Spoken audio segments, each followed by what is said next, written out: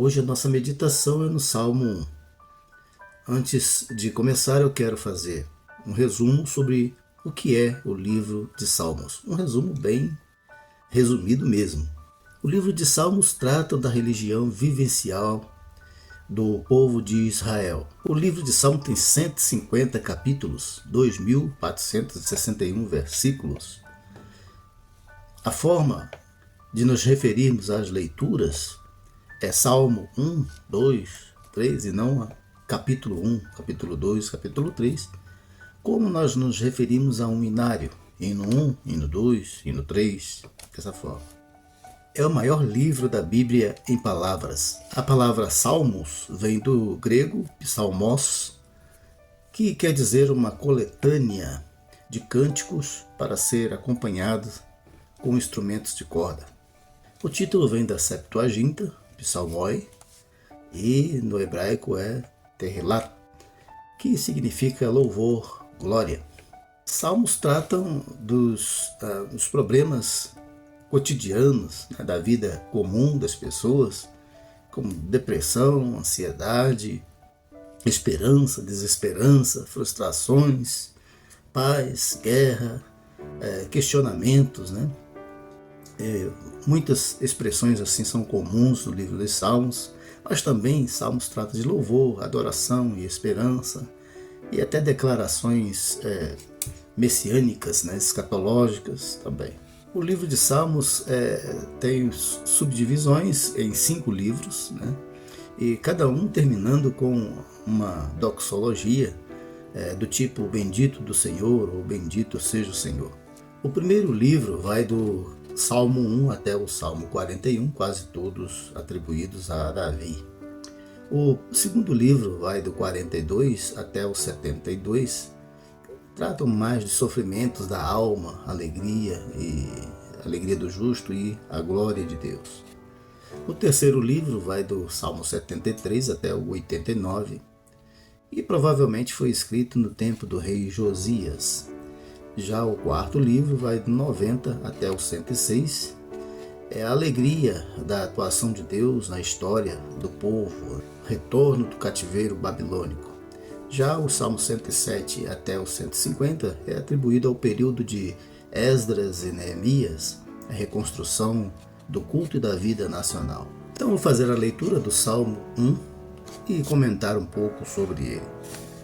Bem-aventurado o varão que não anda segundo o conselho dos ímpios, nem se detém no caminho dos pecadores, nem se assenta na roda dos escarnecedores. Antes tem o seu prazer na lei do Senhor, e na sua lei medita de dia e de noite.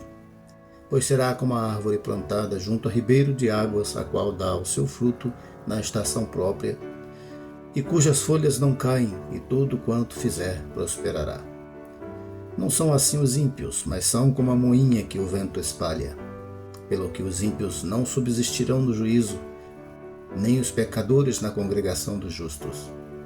Porque o Senhor conhece o caminho dos justos, mas o caminho dos ímpios perecerá. Podemos fazer um paralelo entre o Salmo 1 e os 2 caminhos ensinados por Jesus em Mateus capítulo 7, versículos 13 e 14. Caminho estreito, porta estreita, que levam ao céu, e o caminho espaçoso e largo, que levam à perdição. Mas o nosso assunto aqui é o Salmo 1, então vamos comentar baseados no Salmo 1. Este salmo traça um contraste entre o homem que segue a lei do Senhor e o que a desobedece. Isso traz resposta para a pergunta, quem são os bem-aventurados da terra? Quem são os verdadeiramente felizes da terra? O versículo 1 começa com o que os bem-aventurados não são e não fazem. O homem bem-aventurado foge de forma gradual do conselho dos ímpios. Veja que há uma gradação em andar, se deter, se assentar. Então o homem bem feliz, ele não anda no conselho dos ímpios. Ele não se detém no caminho dos ímpios e não se assenta no caminho dos ímpios. Então o andar aqui significa as más influências que levam a comportamentos reprovados por Deus. Então, os bem-aventurados não andam no conceito daqueles que possam lhe influenciar para o mal, para a desobediência a Deus. O homem bem-aventurado, o homem bem feliz, não anda em más companhias. Ele é homem de Deus e anda com Deus, tão somente recebe a influência de Deus. Ele não se detém no conselho dos ímpios, em que deter significa parar em conformação com os conselhos malignos. Ele também não se assenta no conselho dos ímpios, em que assentar significa tomar parte. Na experiência da vida nós vemos que o conselho dos ímpios, ou os ímpios, tenta todo instante seduzir o homem de bem, o homem justo, para a desgraça, ao convite para andar juntos com eles, o convite para se deter no caminho deles e o convite para se assentar de vez, tomar parte do caminho mau. Mas aquele que for o homem de Deus, aquela pessoa que pertencer realmente a Deus, resistirá à sedução do mal, resistirá ao caminho da desgraça e tomará parte no caminho do Senhor. O que for bem-aventurado resistirá à sedução do mal, porque está comprometido, está compromissado em andar apenas no caminho de Deus. Não tem ouvidos para ouvir a sedução do mal. E o problema de muitas pessoas é que querem ouvir a sedução do mal. E aí o pecado acaba entrando. Se você se detém ouvindo o que é mal, daqui a pouco você está se assentando no caminho do mal. E aí a desgraça é certa. Então, ao contrário de tomar prazer no caminho dos ímpios, o prazer da pessoa que pertence a Deus está na lei do Senhor, versículo 2. Então, para o salmista, o maior padrão de conduta era a lei. Agora, para nós cristãos, o maior padrão de conduta é Cristo. Porque Jesus é superior à lei, é superior a Moisés. As escrituras do Novo Testamento deixam claro isso, né? Hebreus capítulo 1, versículo 1. Deus outrora falou aos pais de muitas maneiras pelos profetas e até por Moisés, né? Mas hoje nos fala através do Filho, a quem constituiu o herdeiro de tudo. Ao invés de se assentar, se deter no caminho dos pecadores, aqueles que pertencem a Deus também meditam constantemente na lei do Senhor. E meditar significa ruminar, ficar repetindo, murmurando a palavra de Deus, no sentido de interiorizá-la, de memorizá-la, de ter na ponta da língua. Então, consequentemente, diz o versículo 3, é como uma árvore plantada junto à corrente de águas. Uma planta em lugar propício, plantada com propósito no lugar certo, para que seja perenifolha, ou seja, as suas folhas nunca secam, ela está sempre verdinha, né? Mantém-se vívida. E assim é a pessoa que constantemente medita na lei do Senhor. Ou seja, assim como a árvore plantada junto à corrente de águas é viva, produz, dá frutos, dá alegria, né?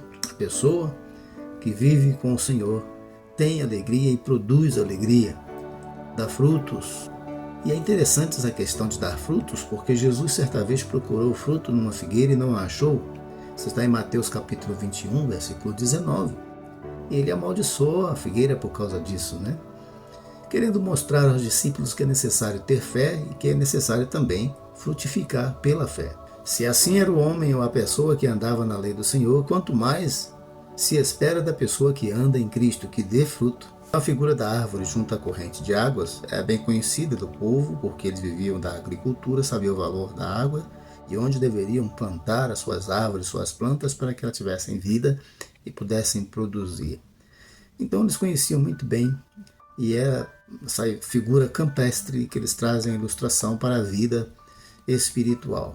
O homem firmado em Deus, o homem firmado na palavra de Deus é a pessoa feliz. A mulher firmada na palavra de Deus é a pessoa feliz, próspera. E não estou falando aqui de próspero no sentido financeiro simplesmente. Estou falando de ter alegria, de ter paz, de ter uma vida produtiva, uma vida cheia de Deus. Se uma árvore plantada junto à corrente de águas pode ser assim produtiva, quanto mais uma árvore plantada em Jesus, ou na palavra de Jesus. Porque a palavra de Jesus é a verdadeira água da vida, o que ele diz à mulher samaritana em João capítulo 4. Né? A palavra da vida, a palavra de Jesus, a palavra que implantada em nós faz em nós uma fonte de águas vivas que saltam para a vida eterna. Ao contrário, diz o versículo que os ímpios são como a moinha que o vento espalha. Eles estavam acostumados com as plantações também do deserto e sabiam que havia no deserto os arbustos que eram facilmente arrancados e levados pelo vento, porque ele estava em terra seca, não tinha água, não tinha como aprofundar raízes no deserto. Eram plantas de superfície. Assim também são os ímpios, facilmente arrancados pelos ventos das tempestades desta vida e levados para a desgraça. Entre os discípulos de Cristo, um deles buscou o conselho dos ímpios. Judas Iscariotes tomou o conselho com os sacerdotes e anciãos do povo para matar Jesus. E acabou tragicamente, se suicidando. Mas ainda muito mais do que isso, ele aguarda um julgamento final. E diz o versículo, pelo que os ímpios não subsistirão no juízo, nem os pecadores na congregação dos justos. Então há ainda um juízo e com certeza esse juízo será pior ainda, uma condenação pior ainda para Judas e para todos aqueles que andam em rebeldia à palavra de Deus, para todos os ímpios. Porque esse será o julgamento final e a condenação será eterna. E diz a Bíblia, em Tiago capítulo 2, versículo 3, que o juízo será sem misericórdia sobre quem não exerceu misericórdia. Então, é necessário que a gente pense, que a gente medite na palavra de Deus, que a gente se firme na palavra de Deus, porque o Senhor conhece o caminho dos justos, mas o caminho do ímpio perecerá. Então precisamos realmente pensar nisso seriamente, Seriamente pensar que um dia teremos que nos apresentar diante de Deus. E é melhor andar com a nossa vida firmada na palavra do Senhor. Há apenas dois caminhos, o caminho do ímpio, ou seja, do perverso, e o caminho dos justos, aqueles que têm a sua vida firmada na palavra de Deus. Em qual caminho você quer andar? Aquele que leva a bênção, aquele que tem a porta estreita, aquele que tem o caminho apertado, mas que leva à salvação, ou aquela porta larga, aquele caminho espaçoso que leva à perdição? É preciso fazer uma escolha. Jesus quer que você escolha o caminho da salvação, por isso ele informou sobre os dois caminhos. Ele disse: entrai pela porta estreita, é o conselho dele. Aproveite e entre, a porta está aberta.